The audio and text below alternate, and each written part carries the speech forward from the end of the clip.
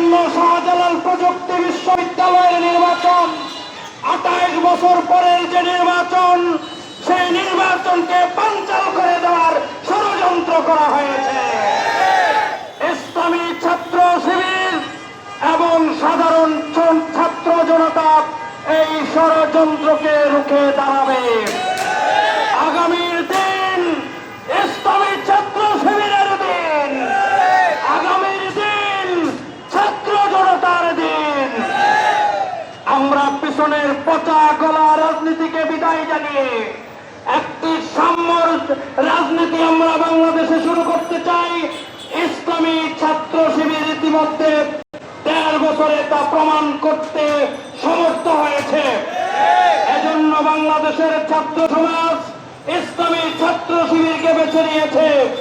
আমি বিশ্বাস করি যত ষড়যন্ত্র করা হোক, সকল বিশ্ববিদ্যালয়ে নির্বাচন দিলে ভূমিদশ বিজয় ছাত্র শিবিরেরই হবে। এই বিজয়কে তারা ভয় পেয়ে ইসলামী ছাত্র শিবিরকে তারা রুখে দিতে চায়।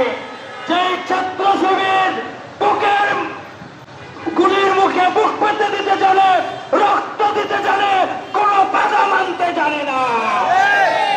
সেজন্য আমি বর্তমান সরকারের কাছে আহ্বান জানাই, যে কয়েকটি বিশ্ববিদ্যালয়ের নির্বাচন হয়েছে আর যে কয়েকটি রয়েছে অবিলম্বে নির্বাচন দিতে হবে। ইসলামী ছাত্র শিবিরের দাবি মানতে হবে। সেই প্রত্যাশা রেখে আমার বক্তব্য এখানে শেষ করছি। আসসালামু আলাইকুম রহমতুল্লাহ।